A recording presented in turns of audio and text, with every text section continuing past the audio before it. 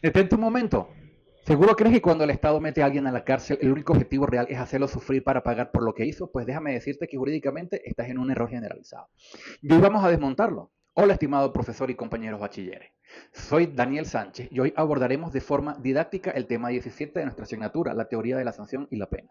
En este video entenderás que la pena no es una venganza, es la consecuencia jurídica y legítima que el Estado ejerce ante un delito para resguardar el orden social.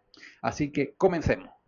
Para entender la sanción debemos viajar a sus raíces. La palabra pena viene del latín poena y esta a su vez del griego poine, que significa dolor. Además, se vincula con ponos, que significa trabajo, fatiga o sufrimiento. Históricamente, la sociedad asoció la sanción con el sufrimiento físico, pero con evolución científica del derecho penal, grandes pensadores cambiaron esto. El célebre Cuello Calón la define como una privación o restricción de bienes jurídicos establecida por la ley e impuesta por el órgano jurisdiccional competente al culpable de haber cometido un delito. Por su parte, el maestro de la escuela clásica, Francisco Carrara, construyó un concepto que sigue vigente al día de hoy y la definió, o sea, a la pena como un mal de conformidad con la ley que el Estado inflige a los culpables. Básicamente, la pena es el medio institucional con el que cuenta el Estado para reaccionar frente al delito. Y aquí surge la gran pregunta: ¿para qué sirve realmente castigar? Para explicar los fines de la pena, la doctrina se divide en tres grandes teorías. Número uno, las teorías absolutas o de la retribución. Estas se enfocan estrictamente en el pasado y dicen que la pena es la justa consecuencia del mal cometido. No buscan un fin útil, sino hacer justicia. Y aquí encontraremos el famoso ejemplo de la isla del filósofo Immanuel Kant. Kant explicaba que si una sociedad decidiera disolverse y abandonar una isla antes de irse, tendría que ejecutar al último asesino que estuviera en prisión.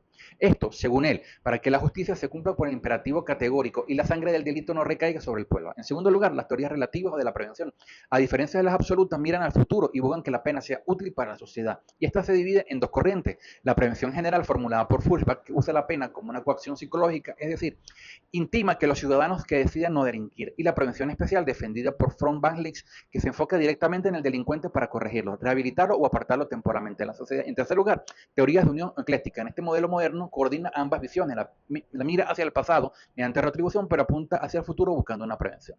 Ahora bien, ¿cómo aplicamos esto en Venezuela? Aterricemos en nuestro Código Penal. El artículo 8 adopta una clasificación bicéfala y divide las penas en dos grandes bloques, corporales y no corporales. Las corporales restringen el derecho a la libertad, por lo tanto, enumera el orden de severidad, el presidio, la prisión y el arresto, la relegación a una colonia penal, el confinamiento y la expulsión del espacio geográfico. Por otro lado, las penas no corporales detalladas en el artículo siguiente restringen los derechos civiles o patrimoniales. Aquí encontraremos la sujeción, la vigilancia, la multa, la amonestación, la pérdida del derecho a portar armas y las inhabilitaciones. Además, nuestra ley clasifica las penas en principales y accesorias. Las principales son las que el juez aplica como castigo directo por el delito cometido y las accesorias, en cambio, son aquellas que no aplican solas, sino que van unidas de forma obligatoria a una pena principal. Por ejemplo, la pena del presidio trae como accesoria la interdicción civil, la inhabilitación política y la pérdida de los derechos de la patria y potestad.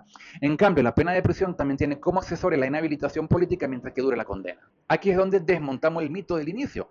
El artículo 12 dice textualmente que el presidio incluye trabajo forzado. Esto significa que en Venezuela los presos rompen piedras con cadenas. Por supuesto que no. Nuestra legislación se ha modernizado. La Constitución y los tratados y los derechos humanos establecen que el trabajo en prisión debe ser digno y proporcional, de carácter formativo y orientado exclusivamente a la rehabilitación.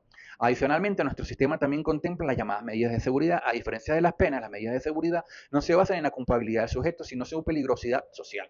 Aplican, por ejemplo, cuando una persona comete un hecho punible bajo la perturbación mental o por causa de la embriaguez habitual. En estos casos, el derecho moderno no busca aplicar un castigo retributivo, sino una medida de curación o corrección en un establecimiento especial. La finalidad de esta medida es la readaptación del reo y la prevención del delito a través de la ciencia.